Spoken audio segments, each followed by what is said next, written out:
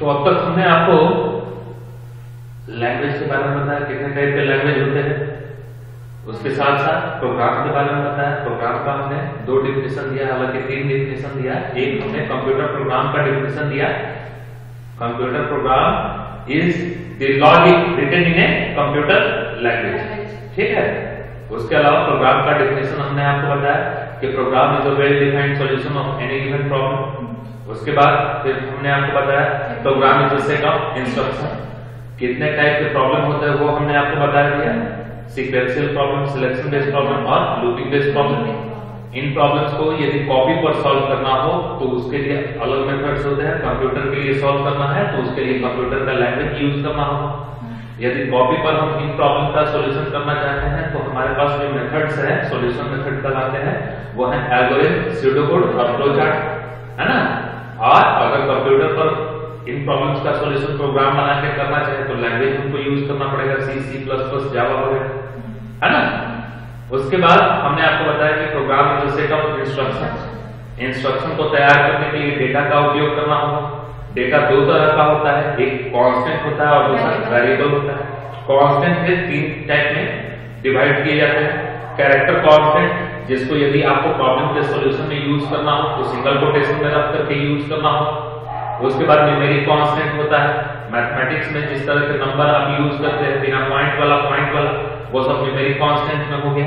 बिना पॉइंट वाला जो कांस्टेंट है उसको इंटीजर कांस्टेंट कहा जाता है, और पॉइंट वाला जो नंबर है उसको, उस टाइप का जो कांस्टेंट है उसको फ्लोट कांस्टेंट कहा जाता है।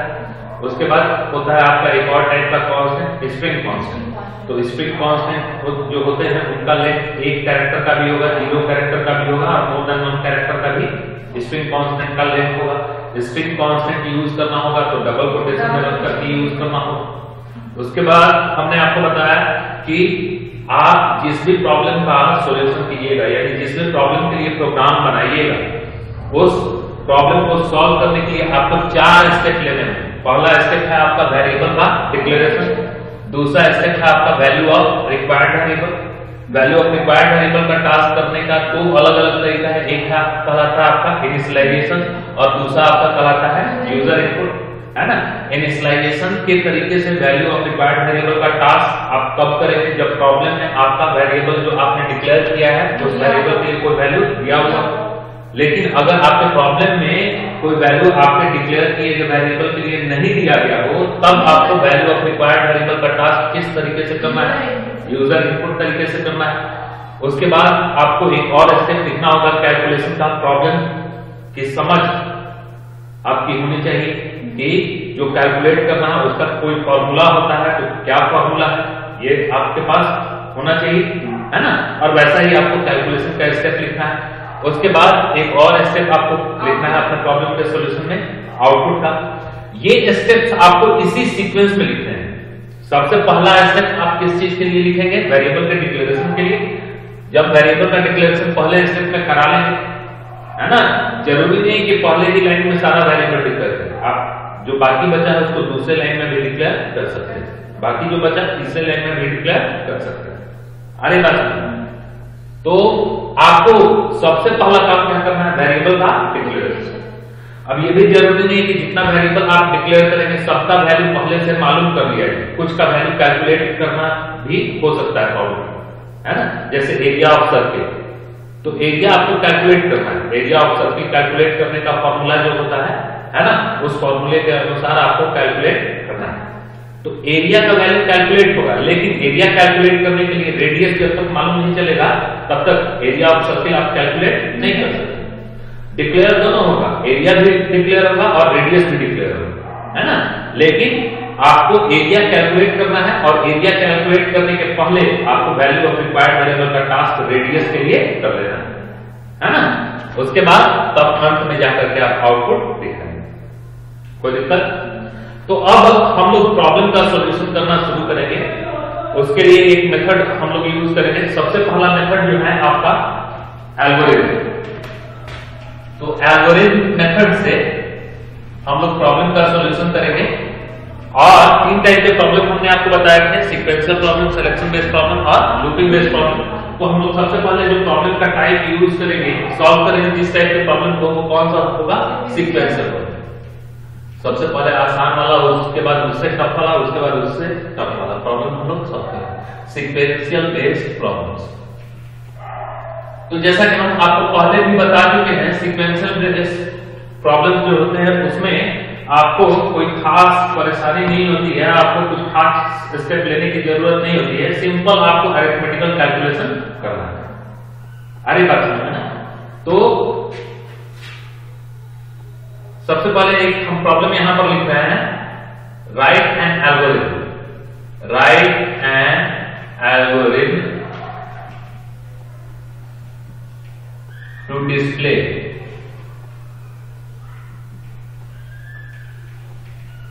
welcome in the world of programming।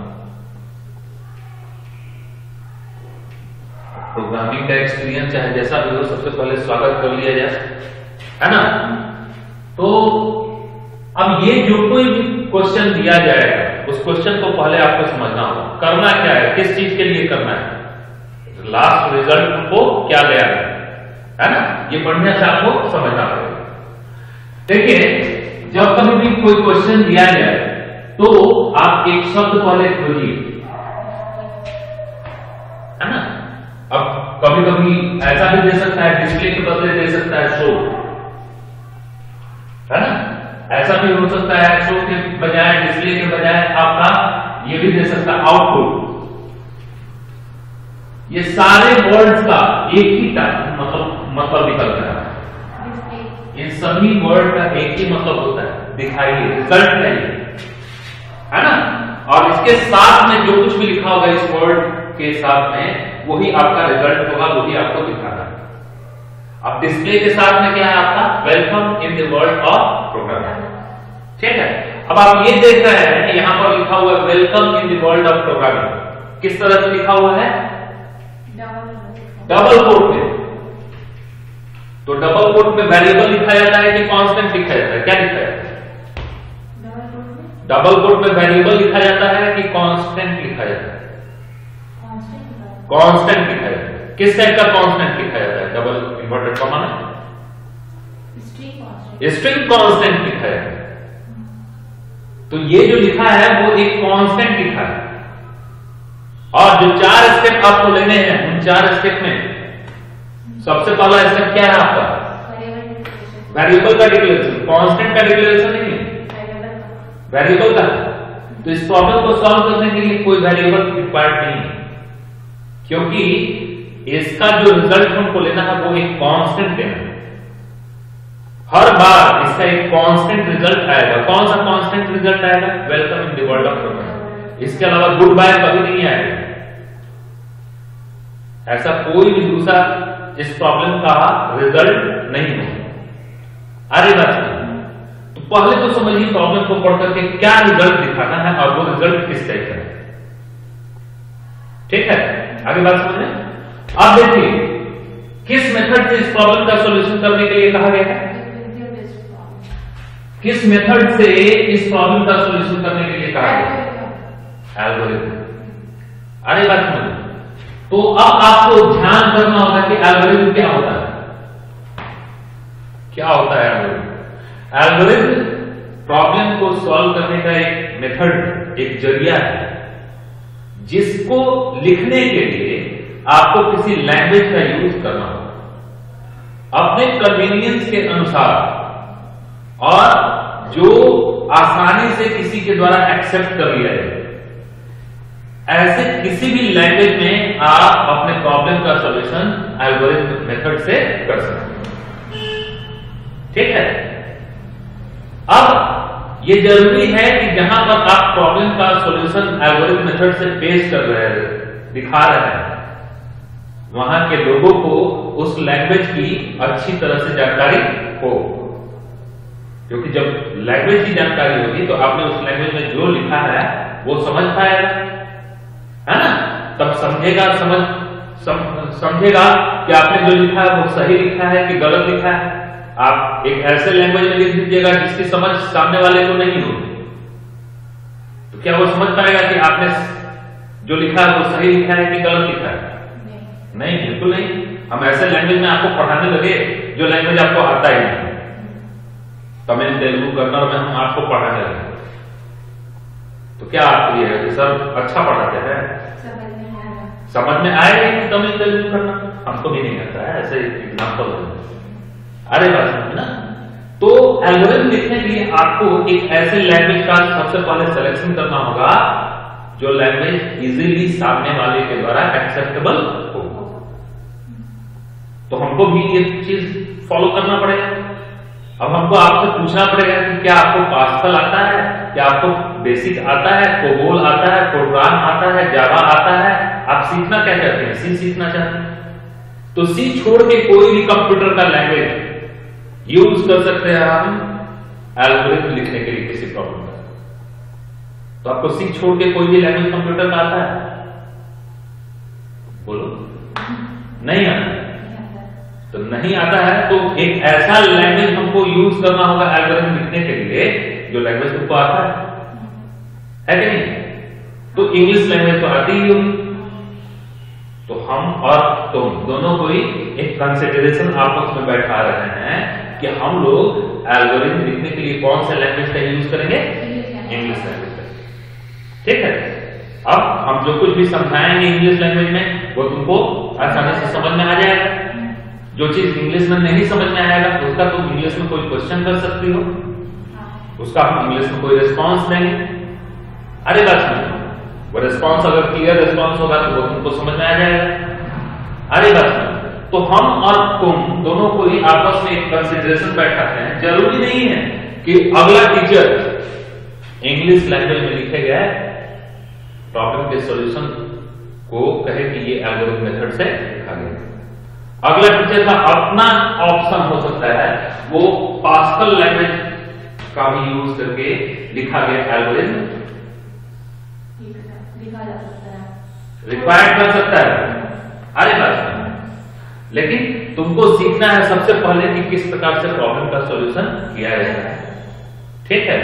उसके बाद तुमको सीखना है कि कैसे सी लैंग्वेज में इन प्रॉब्लम का प्रोग्राम क्रिएट किया। ठीक है। तो हम एल्गोरिथम लिखने के लिए इंग्लिश लैंग्वेज का यूज करते हैं। आगे बात समझ। अब एल्गोरिथम लिखने के लिए क्या यूज किया जाएगा वो डिसाइड कर लिया हम लोगों ने। अब एल्गोरिथम की परिभाषा होती है, algorithm is a step wise solution of any given problem. Algorithm is a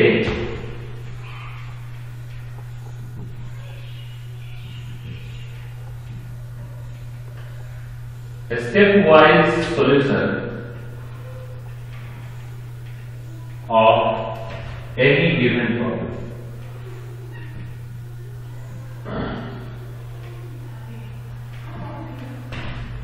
step wise का मतलब क्या होता है? Step by step. Step by step का मतलब क्या होगा? पहला स्टेप होगा सबसे पहले, उसके बाद दूसरा स्टेप होगा, उसके बाद तीसरा स्टेप होगा, इस प्रकार से। अरे बात सुनो, तो अब इतना इस एल्गोरिथम की परिभाषा समझने के बाद आपके ध्यान में आ जाना चाहिए कि हमको जो कुछ भी लिखना है वो एक एक स्टेप में लिखना है। हमने तुमको बता दिया कि प्रॉब्लम को सॉल्व करने के लिए 4 अलग अलग कामों को किया जाता है। पहला काम इसमें से कौन सा होगा? वेरिएबल का डिक्लेरेशन। ये काम हम लोग एल्गोरिथम में कौन से स्टेप में करेंगे? स्टेप 1 में। ठीक है, स्टेप 1 में। उसके बाद स्टेप 1 में वेरिएबल का डिक्लेरेशन करने के बाद अगला कौन सा टास्क प्रॉब्लम को सॉल्व करने के लिए किया जाता है? Value of required variable. वो हम लोग किस स्टेप में करेंगे? सेकंड स्टेप में। फिर कैलकुलेशन किस स्टेप में करेंगे? थर्ड स्टेप में। और फिर आउटपुट किस स्टेप में करेंगे? फोर्थ स्टेप में। तो दिखता। तो एल्गोरिथम लिखने का अपना एक फॉर्मेट होता है। सबसे पहले क्या कीजिए, जब आप प्रॉब्लम का सॉल्यूशन एल्गोरिथम मेथड से करने जाएंगे तो सबसे पहले क्या करिएगा, ऊपर में हेडिंग दे दीजिएगा एल्गोरिथम। उसको थोड़ा सा इफेक्टिव दिखाने के लिए आप क्या करेंगे, उसको अंडरलाइन करेंगे। आगे बात समझ। आप जैसे ही यहां पर एल्गोरिथम लिख करके अंडरलाइन कर लिया, यानी कि आप इस दिए गए प्रॉब्लम का सॉल्यूशन एल्गोरिथम मेथड से शुरू करने जा रहे हैं, है ना। तो algorithm is a step wise solution of any given problem. तो इसके लिए हम लोग क्या करेंगे, स्टेप सबसे पहले हम लोग लिखे हैं स्टेप और सबसे पहला स्टेप कौन सा होगा? तो दिक्कत ठीक है। अच्छा एक बात और, अभी हमने कुछ देर पहले डिसाइड किया था एल्गोरिथम लिखने के लिए एक लैंग्वेज का यूज करना है। कौन सा लैंग्वेज हम लोगों ने सेलेक्ट किया था? English language. तो क्या इंग्लिश लैंग्वेज में ऐसा कोई अल्फाबेट होता है? तब इंग्लिश लैंग्वेज में ऐसा तो कोई अल्फाबेट होता नहीं। अब देखिए आपको यहां समझना होगा, ध्यान देना होगा कि ये एल्गोरिथम का डिजाइन पार्ट है, ठीक है। जो आपको टास्क कराना है वो इस साइड में कराना है, ठीक है। और इस साइड में आप जो कुछ भी लिखिएगा वो इंग्लिश लैंग्वेज में अलाउड होना चाहिए, है ना। आप इस पार्ट को यहां पर आपको क्या बताना है? एल्गोरिथम का कौन सा स्टेप पहला है, दूसरा है, तीसरा है, चौथा है ना। इस पार्ट में आप मैथमेटिकल टर्म भी यूज कर लेंगे, रोमन का भी यूज कर लेंगे। क्या है रोमन का? कैपिटल वाला आई या स्मॉल वाला आई, 1 के लिए, 2 के लिए 2 आई, अरे बस नहीं, वो भी यूज कर सकते हैं। इंग्लिश अल्फाबेट भी यूज कर सकते हैं, ए बी ऐसा भी यूज कर सकते हैं। इस पार्ट में आपको इंग्लिश लैंग्वेज की कोई बाध्यता नहीं है, ये एल्गोरिथम का डिजाइन पार्ट, कोई दिक्कत। लेकिन इस पार्ट में आपको जो कुछ भी लिखना है, क्योंकि हम लोगों ने कंसीडर किया है कि एल्गोरिथम लिखने के लिए इंग्लिश लैंग्वेज का यूज करेंगे, तो यहां पर आपको इस पार्ट में जो कुछ भी लिखना है वो इंग्लिश लैंग्वेज में अगर अलाउड होगा तभी वो लिखिएगा। अगर वो चीज इंग्लिश लैंग्वेज में अलाउड नहीं होगा तो उसको मत लिखिएगा। दूसरे किसी लैंग्वेज का, दूसरे किसी रिप्रेजेंटेशन मेथड का आप इस एरिया में कोलन के राइट साइड में यूज नहीं करेंगे। आगे बात समझ। तो अब आपको प्रॉब्लम का सॉल्यूशन करने के लिए सबसे पहला कौन सा काम करना है? वेरिएबल का डिक्लेरेशन। लेकिन इस प्रॉब्लम का जो रिजल्ट हमको दिखाना है वो वेरी नहीं कर रहा है, हमेशा एक ही रह जा रहा है, कांस्टेंट है। तो इस प्रॉब्लम को सॉल्व करने के लिए कोई वेरिएबल की रिक्वायरमेंट नहीं है। इस प्रॉब्लम को सॉल्व करने के लिए कोई वेरिएबल का डिक्लेरेशन करना जरूरी नहीं है। तो उसके बाद हम लोग क्या है, सेकंड स्टेप प्रॉब्लम को सॉल्व करने के लिए जो हमने आपको बताया, वैल्यू ऑफ रिक्वायर्ड वेरिएबल। ध्यान से पढ़िएगा तो अंतिम में यहां भी आ जा रहा है, क्या वेरिएबल आ जा रहा है ना। तो वेरिएबल जब डिक्लेयर ही नहीं किया तो वेरिएबल का वैल्यू हम कैसे दे पाएंगे? तो ये स्टेप भी इस प्रॉब्लम को सॉल्व करने के लिए रिक्वायर्ड नहीं है ना। अब तीसरा स्टेप कौन सा है प्रॉब्लम को सॉल्व करने के लिए? कैलकुलेशन। तो क्या इसमें जोड़ने घटाने की कहीं भी क्वेश्चन में चर्चा की गई है? इसमें से काटिए छाटिए कुछ जोड़ दीजिए, ऐसा कुछ तो क्वेश्चन है ना। और एक प्रोफेशनल जितना कहा जाता है, जितने का पैसा मिलता है उतना ही करता है, उसके अलावा अपना कोई एफर्ट नहीं लगाता। अरे बात, तो आपको एक प्रोफेशनल बनना पड़ेगा। प्रॉब्लम में जितना कहा जा रहा है बस उतना ही करिए, बाद में उस सॉल्यूशन को देख करके अगला कहेगा नहीं आपने ये तो काम किया है, तो आपने ये तो कहा नहीं। जो बात हुई थी उसके अनुसार मैंने रेट आपको 1 लाख रुपए बताया था, ये चीज चाहिए तो 4 लाख रुपए देना पड़ेगा, है कि नहीं? आपको भी प्रॉब्लम देख के समझ के लग रहा है कि अगले को ये चीज रिक्वायर्ड है, लेकिन उसने बोला नहीं है। जब आपको प्रोजेक्ट दिया था काम करने के लिए उस समय उसने कहा नहीं था, है ना।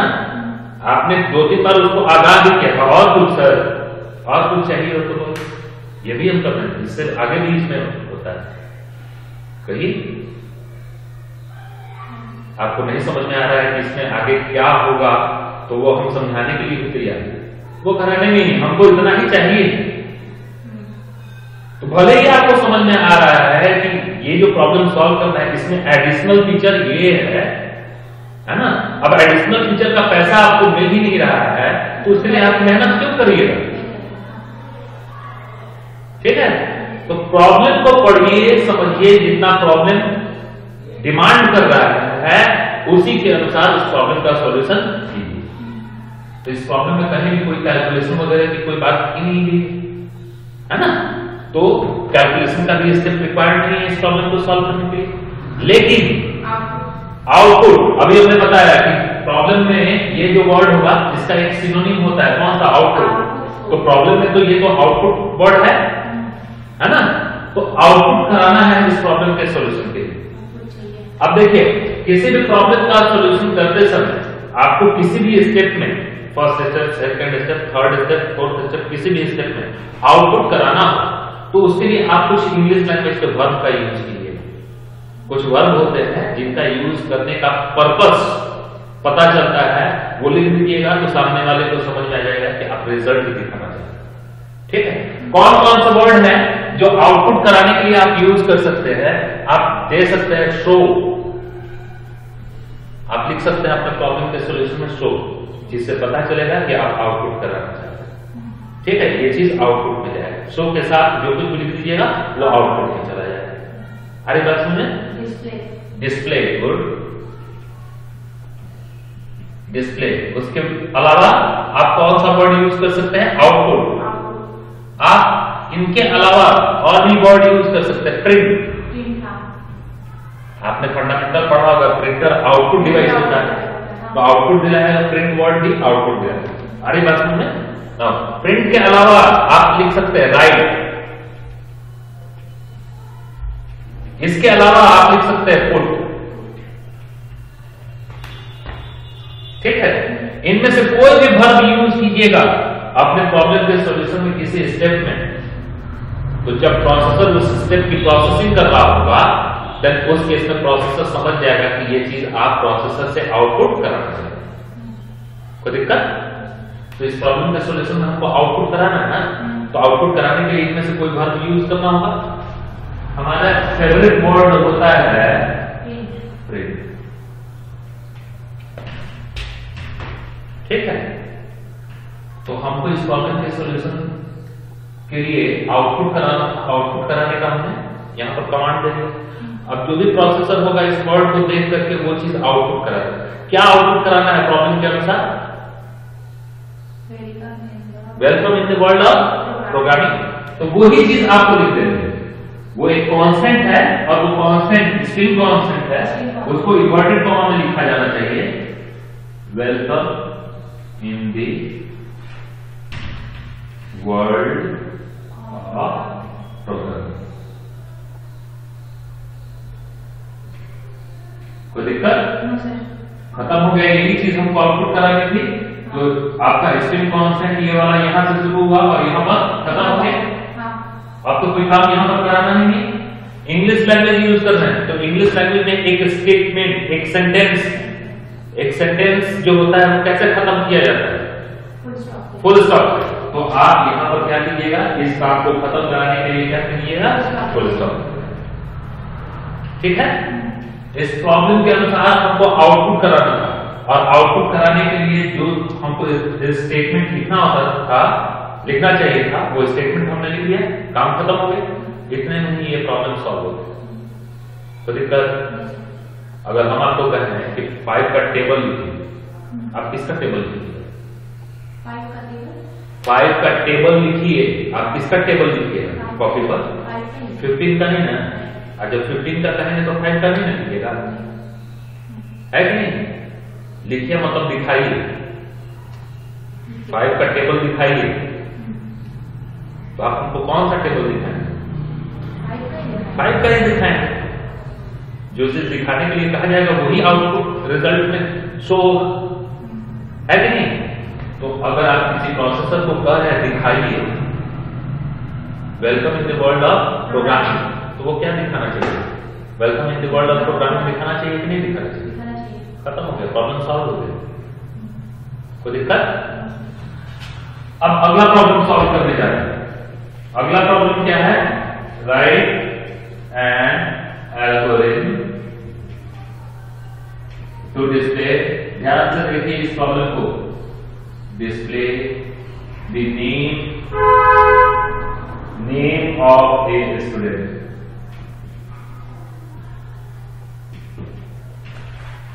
क्या करता है क्वेश्चन?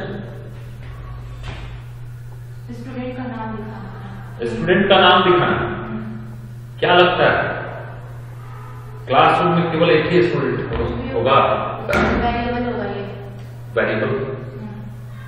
यहां पर आपको थोड़ा ब्रॉड सोचना होगा। कुछ बच्चे कहते हैं सर मेरा तो नाम एक ही है ना, तो यहां किसी पर्टिकुलर स्टूडेंट की बात नहीं की गई, सारे स्टूडेंट की बात नहीं, कोई भी है ना? एक वर्ड जो होता है, ये आर्टिकल जो होता है वो किसी पर्टिकुलर की बात नहीं करता। क्या दी जो है वो पर्टिकुलर की बात करता है, विशेष की बात करता है कि नहीं? तो यहां पर आपको थोड़ा ब्रॉड सेंस में सोचना होगा। कोई भी स्टूडेंट हो सकता है, और जब स्टूडेंट चेंज होगा तो स्टूडेंट का नाम भी चेंज हो जाएगा। एक स्टूडेंट का कितना नाम होगा? एक ही नाम होगा। कितने स्टूडेंट का नाम लिखाना है?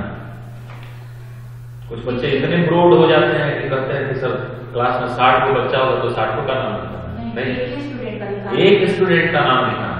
तो एक स्टूडेंट का एक नाम लिखाना, और वो एक नाम कौन सा स्टूडेंट होगा ये पता नहीं है, इसलिए वो नाम भी पता नहीं है। जैसे स्टूडेंट पता चलेगा वैसे उसका नाम पता चलेगा, और स्टूडेंट अलग होने से अलग अलग नाम हो जाएंगे। स्टूडेंट का नेम वैरी करने वाला है, एक ही चीज वैरी करेगी, तो इसके लिए हमको वेरिएबल का डिक्लेरेशन करना पड़ेगा। अरे बात समझना। अब एल्गोरिथम में वेरिएबल का डिक्लेरेशन करने के लिए आपको कुछ इंग्लिश लैंग्वेज का वर्ब यूज करना पड़ेगा। वो वर्ब लिख दीजिएगा आपने प्रॉब्लम के सॉल्यूशन में, तो प्रोसेसर को पता चल जाएगा कि आप यहां पर मेमोरी क्रिएट करने जा रहे हैं, वेरिएबल को डिक्लेयर करने जा रहे हैं। ठीक है? तो एल्गोरिथम मेथड में वेरिएबल का डिक्लेरेशन यदि आपको करना हो तो उसके लिए एल्गोरिथम मेथड में वेरिएबल का डिक्लेरेशन करने के लिए आप कुछ वर्ड यूज करेंगे। कौन से वर्ड यूज करेंगे? आप वर्ड यूज कर सकते हैं डिक्लेयर, या फिर दूसरा वर्ड यूज कर सकते हैं डिफाइन। इनमें से कोई भी आप वर्ड यूज कर रहे हैं तो इसका मतलब होगा कि आप वहां पर उस स्टेप में वेरिएबल को डिक्लेयर कर रहे हैं। कोई दिक्कत? तो इस प्रॉब्लम को सॉल्व करने के लिए हमको वेरिएबल चाहिए होगा। अच्छा, सबसे पहले इस प्रॉब्लम का सॉल्यूशन किस मेथड से करना है? एल्गोरिथम मेथड से। तो एल्गोरिथम जब भी हमको लिखना होगा तो हम लोग क्या करेंगे? ऊपर में हेडिंग डाल देंगे एल्गोरिथम, इसको अंडरलाइन कर देंगे, और एल्गोरिथम लिखना है मतलब स्टेप वाइज सॉल्यूशन है। तो स्टेप वाइज सॉल्यूशन के लिए हमको सबसे पहले पहला स्टेप देना होगा। ये नंबर 21 से 0 में कर दीजिए, कोई दिक्कत नहीं है। आई बात समझ? अब इस प्रॉब्लम का जो आउटपुट है डिस्प्ले वर्ड, मतलब आउटपुट कराना है। क्या आउटपुट होगा? नेम आउटपुट होगा। किसका नेम आउटपुट होगा? स्टूडेंट का। तो ये नेम वैरी करने वाला है, एक नाम वैरी करेगा, उसके लिए एक वेरिएबल काफी है। हमको एक वेरिएबल डिक्लेयर करना है। वेरिएबल डिक्लेयर करने के लिए कौन सा वर्ब हमने बताया? आप दोनों में से कोई भी वर्ब यूज कर सकते हैं। हमने एक वर्ब यूज किया डिक्लेयर। ठीक है? अब एल्गोरिथम कहता है कि आप उन वेरिएबल के नामों को मत दिखाइए जिन वेरिएबल की सहायता से आप डिक्लेरेशन का काम करते हैं। बस ये बताइए कि कितने वेरिएबल चाहिए। ठीक है? हमने आपको वेरिएबल के लिए बताया है कि वेरिएबल का एक नाम देना होगा, जिसके लिए 6 rules of identifier naming convention. तो एल्गोरिथम में ये चीज इंप्लीमेंट नहीं है। एल्गोरिथम बस कहता है, एल्गोरिथम ओरिजिनल सॉल्यूशन रिप्रेजेंट नहीं करता कि यही है इस प्रॉब्लम का सॉल्यूशन। बस ये रिफ्लेक्ट करता है कि इस वे में यदि काम कर लिया जाए, है ना, तो आपका प्रॉब्लम सॉल्व हो जाएगा। आई बात समझ? तो हमको भी वही करना है। हमको जब हम किसी प्रॉब्लम का सॉल्यूशन कर रहे होंगे तो जितने भी वेरिएबल हमको डिक्लेयर कराने होंगे उतने वेरिएबल की केवल हम संख्या लिखेंगे, वेरिएबल के नाम नहीं लिखेंगे। आई बात समझ? तो एक वेरिएबल चाहिए तो हमको यहां पर एक वेरिएबल के लिए क्या लिखना पड़ेगा? जब 2 वेरिएबल चाहिए होगा डिक्लेयर कराने की जरूरत आएगी तो हम लोग क्या लिख देंगे? 3 वेरिएबल डिक्लेयर कराने की जरूरत है। कोई दिक्कत? इतना लिखने से आपका एल्गोरिथम मेथड में इस प्रॉब्लम के लिए जो वेरिएबल डिक्लेयर करना था वो वेरिएबल का डिक्लेरेशन का काम आपने कर दिया। आई बात समझ? अब फर्स्ट स्टेप के बाद आपको कौन सा स्टेप लेना है? वैल्यू ऑफ रिक्वायर्ड, है ना, अगला स्टेप। अब जब तक आप अपनी मेमोरी में कुछ रखेंगे नहीं तब तक मेमोरी से कुछ दिखा नहीं सकते। पॉकेट में कुछ रखा ही नहीं तो कुछ शो होगा। इसमें से कुछ शो हो रहा है जी? नहीं, इसमें से तो कुछ शो नहीं हो रहा है। और यदि इसमें हम कुछ रख दे, है ना, रखते हुए देखा ना, तो अब फ्लो भी हो रहा है ना। तो यहां पर आपने एक मेमोरी क्रिएट की। आपको प्रॉब्लम में एक्चुअली करना क्या है? डिस्प्ले कराना है। तो जो कुछ भी इस मेमोरी से आपको डिस्प्ले कराना है वो उसमें पहले रखना होगा, और वही टास्क क्या कहलाता है? Value of required variable. इस वेरिएबल से एक नाम डिस्प्ले कराना रिक्वायर्ड है। तो इस वेरिएबल में पहले वो नाम रखना रिक्वायर्ड है। कोई दिक्कत? तो हम लोग क्या करेंगे? वैल्यू ऑफ रिक्वायर्ड वेरिएबल का टास्क दो तरीके से हमने आपको बताया, दो में से किसी भी तरीके से आप कर सकते हैं। अब आपको डिसाइड करना होगा कि इस प्रॉब्लम में कौन सा तरीका यूज किया जाए। पहला तरीका मैंने क्या बताया था? इनिशियलाइजेशन। और मैंने बताया था कि इनिशियलाइजेशन वाला मेथड एज अ प्रोग्रामर तब आप यूज करेंगे जब प्रॉब्लम में आपके वेरिएबल के लिए कोई वैल्यू दिया हो। कोई स्टूडेंट का नाम दिया हुआ है, अगर राधिका ऐसा कोई नाम दिया रहता है तब इनिशियलाइज कर सकते थे, लेकिन यहां तो कोई नाम दिया ही नहीं। कोई भी आदमी हो सकता है, चेंज कर रहा है ना, तो उसके लिए हमको जो आदमी होगा उसी से पूछना पड़ेगा। बाबू सही कहे, मेरा नाम पता है तो क्या नाम? आशुतोष। आगे नहीं पता। आशुतोष पवन। और सही कहे तो तुमसे तुम्हारा नाम पूछा लेकिन दिमाग में नहीं। क्या नाम है? आदित्य। ठीक, अब दिमाग में है ना। तो आगे ये नाम यूज करने के लिए मैंने सबसे पहले तुम्हारा नाम पूछा। सिस्टम को भी रिक्वायर्ड। सिस्टम तुम्हारा नाम तभी बताएगा जब पहली बार उसको अपना नाम बताओगी। सिस्टम जो कुछ भी करता है वो प्रोग्राम के जरिए करता है। तो जो भी प्रोग्राम तुम्हारे नाम को डिस्प्ले करना चाहता है, पहले उस प्रोग्राम को तुमको अपना नाम बताना पड़ेगा। जो भी यूजर होगा वो यूजर अपना नाम पहले बताएगा। कोई दिक्कत? तो उस प्रोसेस को क्या कहा जाता है? User input. तो यूजर इनपुट किसी प्रॉब्लम के सॉल्यूशन में आपको करना हो एल्गोरिथम मेथड में, तो उसके लिए आप कुछ वर्ब यूज करेंगे, है ना। कौन से वर्ब यूज करेंगे? स्कैन। या फिर आप यूज करेंगे कौन सा verb?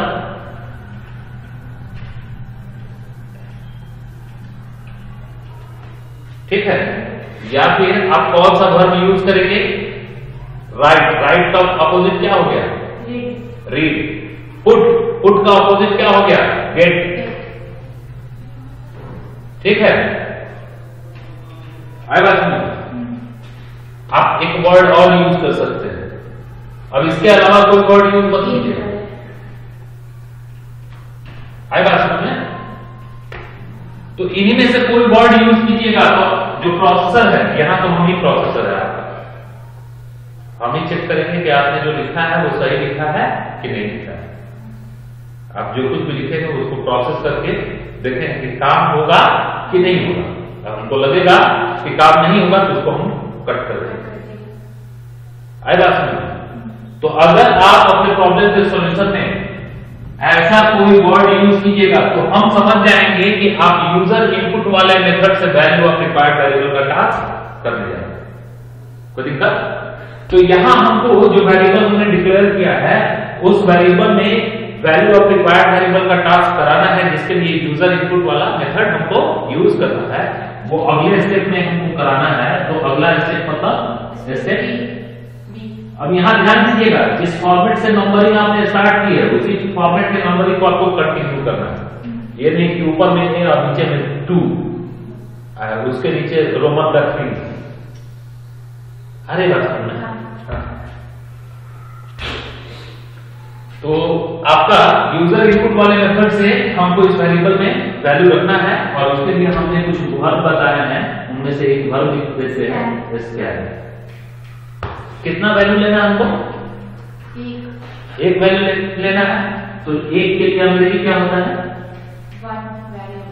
One value, scan one value, और ये जो वैल्यू लिया जाएगा यूजर से, उस वैल्यू को कहां रखना होगा, इस वेरिएबल में रखना होगा। Scan one value in the variable, variable में एक वैल्यू लेके यूजर से रखो, ये लिखने का मतलब हो गया scan one value in the variable. कोई दिक्कत?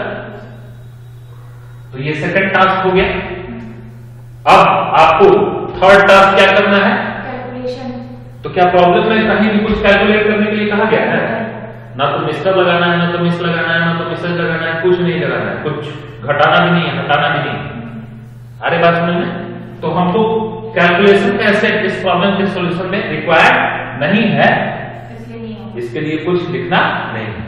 लेकिन आउटपुट, प्रॉब्लम में तो ये वर्ड यूज हुआ था, आउटपुट तो कराना है। जो कुछ भी आपने वैल्यूएबल में यूजर से मांग के रखे हैं वही आउटपुट होगा। ये नहीं ना है कि वो अपना नाम बताएंगे अदिति और उसको राहुल कहा जाएगा है? तो जो कुछ भी आपका यूजर से इनपुट करके आपने वेरिएबल में रखा है वही आपको यहाँ पर आउटपुट कराना है, और वो टास्क अगले स्टेप में कराइएगा, एक स्टेप में बस एक काम। अरे बात सुनिए, एक जैसा काम हो तो एक स्टेप में कर सकते हैं, लेकिन डिफरेंट वर्क हो। अब यहाँ पर क्या हो रहा है, वेरिएबल का डिक्लेरेशन हो रहा है, यहाँ पर क्या हो रहा है, यूजर इनपुट के तरीके से वैल्यू ऑफ रिक्वायर्ड वेरिएबल का टास्क हो रहा है। अरे बात सुनिए,